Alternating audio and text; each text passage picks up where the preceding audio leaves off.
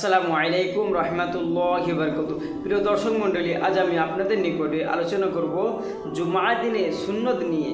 জুম্মার দিনে টোটাল সর্বমোট কয়টি সুন্নত আছে যেগুলো আপনাকে আমাকে নবী সাল্লাল্লাহু আলাইহি সাল্লামের উম্মত হয়ে পুঙ্খানুপুঙ্খভাবে আদায় করতে হবে, যথাযথভাবে আদায় করতে হবে। আসুন আমরা জেনে নিই জুম্মার দিনে কয়টি সুন্নত আছে।